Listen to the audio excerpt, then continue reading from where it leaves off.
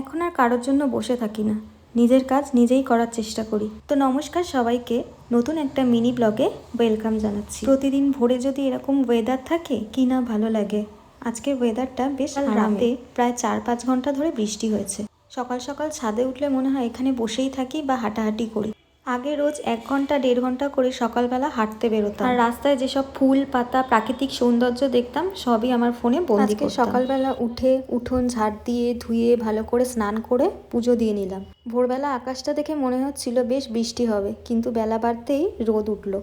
জামা কাপড় ধুয়ে ভালো করে মেলে দিলাম যাতে তাড়াতাড়ি শুকিয়ে যায়। তারপরে চলে আসলাম রোজের কাজ করতে ওই রান্নাঘরে। কি রান্না করব সেই চিন্তায় তো মাথা খারাপ হয়ে যায়, কারণ সবাই তো সব জিনিস খাবে না। আজকে করব ডাল, চিচিঙ্গা ভাজা আর মাছের ডিমগুলো বড়া করে ভেজে নিয়ে একটা তরকারি করব।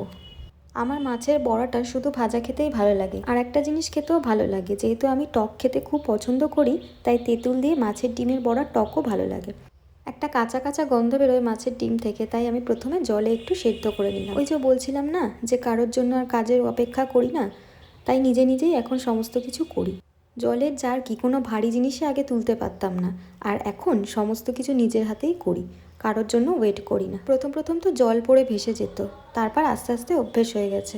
এই যে দেখো সেদ্ধ ডিমটার ভেতরে একটু কাঁচা কাঁচা আছে, পুরোটা সেদ্ধ করিনি, না হলে শক্ত হয়ে যাবে। তো এর মধ্যে একটু বেসন, পেঁয়াজ কুচি, লঙ্কা কুচি, নুন আর হলুদ দিয়ে ভালো করে মেখে। মাছের ডিম আর ইলিশ মাছ বাজারে ছেয়ে থাকে। ছোটবেলায় বাড়িতে মাছের ডিম আনলেই আমার মা টক করতো, আর সেটাই খুব ভালো লাগে। তো আজকে টক খেতে ইচ্ছা করছিল, তারপর ভাবলাম আর নিজের জন্য করে লাভ নেই। এই যে হালকা করে মেখে নিচ্ছি যাতে হলুদ নুনগুলো ভালো মতো মিশে আর পেঁয়াজ লঙ্কাগুলো চারিদিকে মিশে যায়। তারপর কড়ায় তেল গরম হলে ওর মধ্যে হালকা আঁচে কড়া করে ভেজে নেব। গরম তেলের মধ্যে ডিমগুলো দিতেই ফটফট করে ফাটছিল, তার জন্য সমস্ত কিছু ডিম দিয়ে ভয়ে ভয়ে তাড়াতাড়ি ডিমগুলো দিলাম। তারপর ঢাকনা দিয়ে ঢেকে দিলাম। আমি বেশিরভাগ রান্নাই ঢেকে করি, না হলে দেখেছি বড্ড তেল ছড়ায় এদিক ওদিকে। ডিমগুলো ভাজতে ভাজতেই মনে হচ্ছিল 2-1টা খেয়ে ফেলি, কিন্তু সকালবেলা খালি পেটে কিছু খাইনি তো, তার জন্য আর খেলাম না। এতদিন ভোটের কারণে সব ছুটি ছিল, তারপর মঙ্গলবার থেকে আবার সমস্ত কিছু খুলবে। সেই কথাই ভাবছিলাম যে গরমে যেতে আসতে আবার মানুষ হয়ে জন্মেছি, খেতে গেলে কষ্ট তো করতেই হবে, তাই না? আর তরকারিতে একটু পেঁয়াজ দেবো আর ডালেও দেবো, তার জন্য একেবারে গোটা পেঁয়াজটা কেটে নিচ্ছিলাম। এই যে এই বড়া ভাজতে গিয়ে আজকে আমার অনেক টাইম লেগেছে। আর একটু আদা রসুন আর জিরে একসঙ্গে বেটে নিলাম। এই শিলনোড়াটা 1 বছর হলো কিনেছি, এর মধ্যেই আর ভালো মতো দেখছি বাটা যাচ্ছে না। শিলটাকে ভালো করে কাটাতে হবে। আর এই মাছের বড়াটা করব আলু আর পটল দিয়ে। পটলগুলো ছোট ছোট করে কেটেছি, কিন্তু আলুগুলো বড্ড বড় হয়ে গেছে।